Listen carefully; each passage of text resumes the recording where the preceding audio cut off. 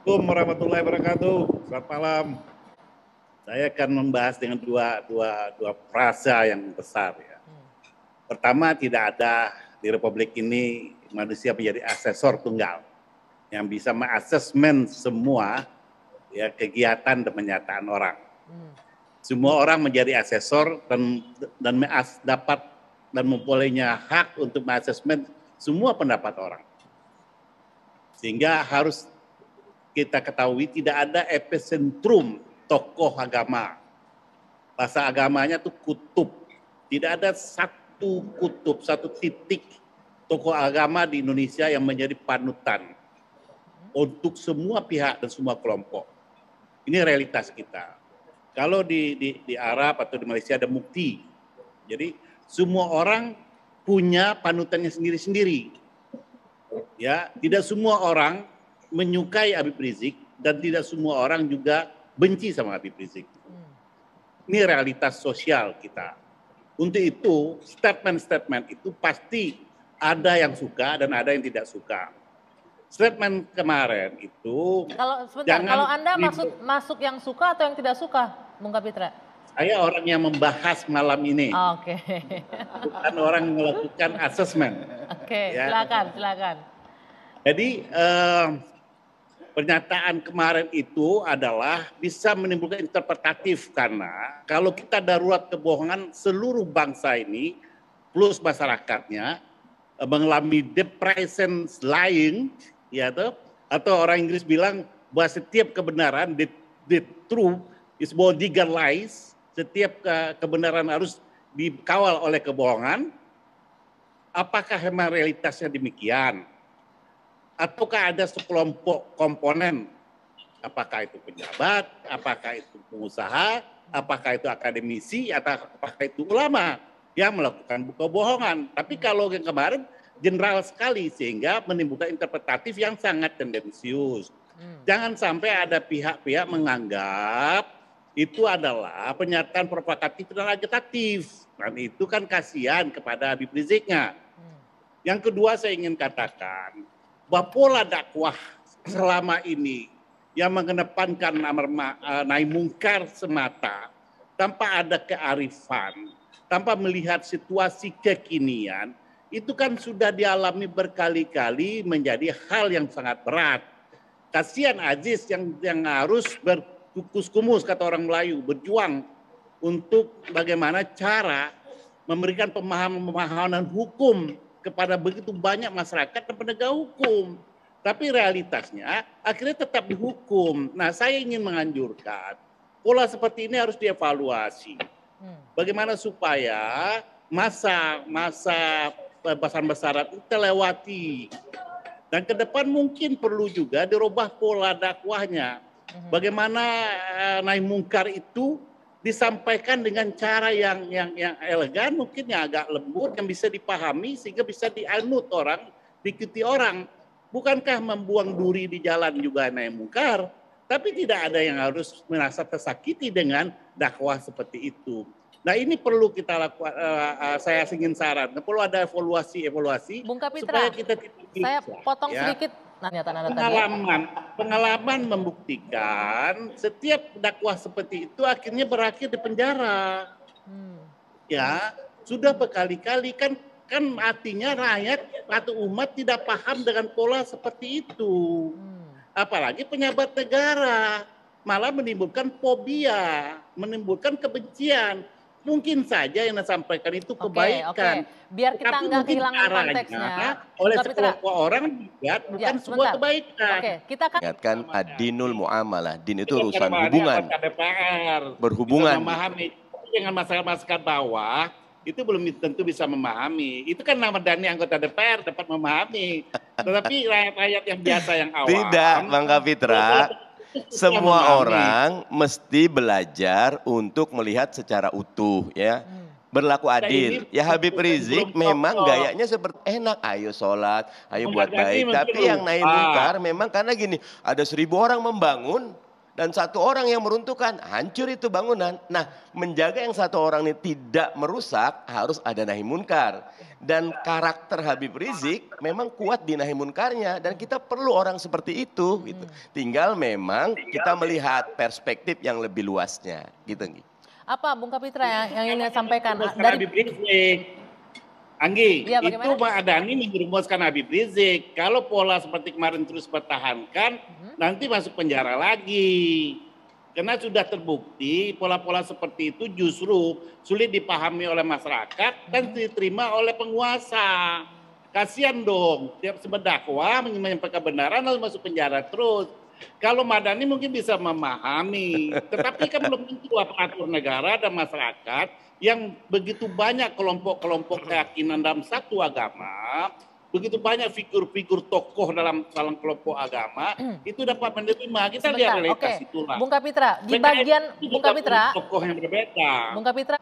Begini, pertama ARS itu masih bebas bersyarat. Dia harus menjaga pola dakwahnya. Jangan orang menganggap, aparat negara menganggap itu pernyataan yang provokatif dan agitatif.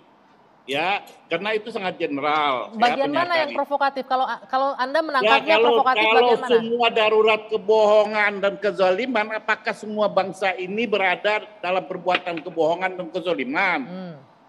Ya kan? Kalau semua darurat ekonomi, apakah yang membuat kedaruratan itu semua rakyat?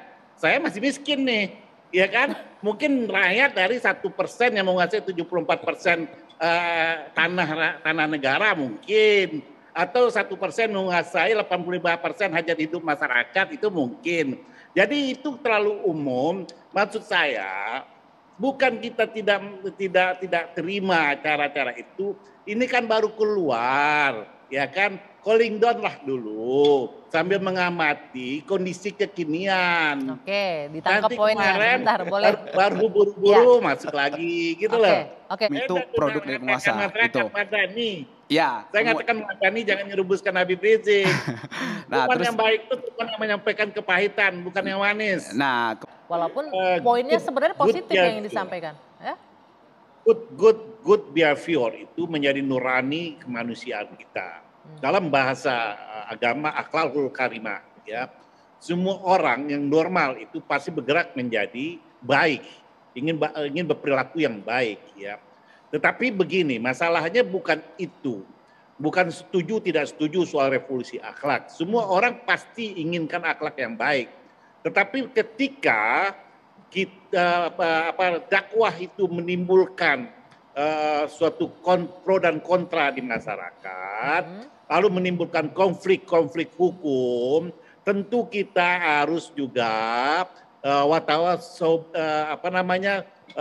ablu minan nafs, ya, berkomunikasi dengan diri, tidak hanya dengan nas, dengan manusia, tapi juga nafs itu penting, ya, sehingga titik-titik lemah dan penyampaian itu juga menjadi masukan suatu kebaikan, itu yang disebut akhlakul karimah. Ya. Jadi tidak semua, ya, yang kita sampaikan atau yang diinformasikan itu suatu keburukan. Nah, saya ingin melihat lebih luas masalah ini, ya. Masalah ini kan masih belum terbebas dari masalah hukum. Untuk mengantisipasi itu tentu harus ada jeda, ya. Bukan melarang untuk berdakwah. Nggak mungkin kita melarang orang berdakwah karena dakwah itu adalah perintah agama, mengajak orang pada kebaikan, mencegah orang membuat kejahatan, itu semua kita punya tanggung jawab, bukan hanya ulama. Semua orang, kamu adalah umat yang paling baik ketika kamu mampu mengajak orang pada kebaikan dan mencegah orang buat kejahatan. Tetapi metodologinya kan tidak harus sama. Nah, metodologi yang menimbulkan efek yang merugikan diri sendiri dan kelompok perlu dievaluasi. Kita nggak boleh menjadi superioritas, ya. Kita menganggap Mr. Right, kita aja yang paling benar, nggak juga boleh begitu. Karena pluralitas keyakinan di negara kita ini itu realitas yang tidak bisa kita tolak. Dalam sektarian agama, satu agama aja itu banyak kelompok-kelompok, banyak figur-figur, banyak tokoh-tokoh. Untuk bisa menjadi satu tokoh dari semua kelompok, tentu harus ada penyesuaian metodologi. dalam berdakwah sehingga semua orang dapat menerimanya, termasuk negara. Negara itu perlu dikoreksi. Tapi ingat dalam teologi agama, tidak ada rakyat yang salah. Jika rakyat yang salah adalah pemimpin yang salah. Tidak ada pemimpin yang salah jika pemimpin yang salah, ulama yang salah.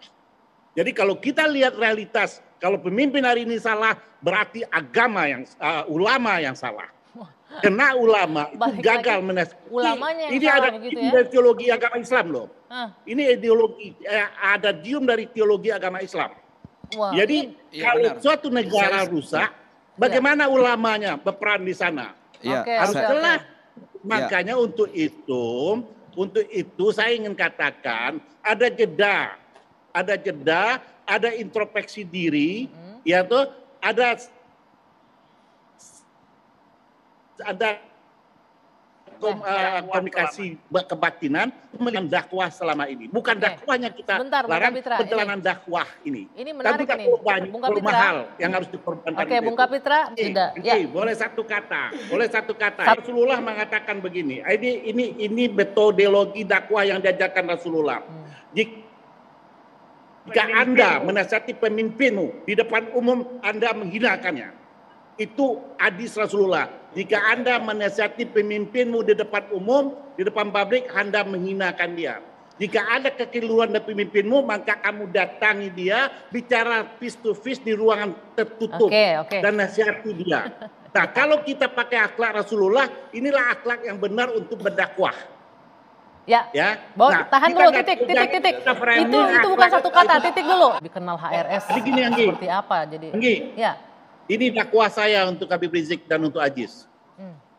Ini dakwah saya untuk Habib Rizik dan Aziz. Nah, karena saya ingin katakan begini, ada dalam teori geologi pun, ya, ada lubang yang menimbulkan air, ada lubang yang menimbulkan api. Ya, itu harus penting dipahami. Ada strategi yang disebut dengan siasah. Siasah itu adalah siasat. Untuk itu saya ingin mengimbau aja satu kata aja, karena keprihatinan saya jangan satu kata apa satu kalimat yang jelas dulu Bang Kapitra. Saya ingin mengatakan satu kalimat yang panjang yang tidak ada batasnya, kadang-kadang nggak ada komanya. Saya ingin katakan bahwa ini masa transisi, masa yang masih berkaitan dengan hukum. Kemarin Habib Rizik katakan kalau saya melanggar saya akan masuk penjara kembali 1 tahun tanpa remisi, tanpa yang lain-lain. Nah, ini mumpung sudah ada keluar, tolong dong, ya kita juga tidak ingin lagi lah, ya ini terus-menerus berulang-ulang. Nah, inilah kesempatan untuk melakukan kontemplasi, untuk melakukan evaluasi introspeksi diri sambil menguatkan hati. Ada realitas-realitas dalam dakwah yang sebenarnya bisa dihindari. Akibat-akibatnya ternyata selama itu tidak pernah dilakukan evaluasi, akibat-akibat itu akan tetap muncul, tetap saja tidak ada perbaikan yang signifikan akibat ceramah, akibat dakwah itu di tengah masyarakat. Baik. Ini yang saya ingin katakan, jangan sampai ini ada transisi waktu, time to transition, ya. Tolong dong calling downs, tolong dong sabar. Baik, apapun itu tentunya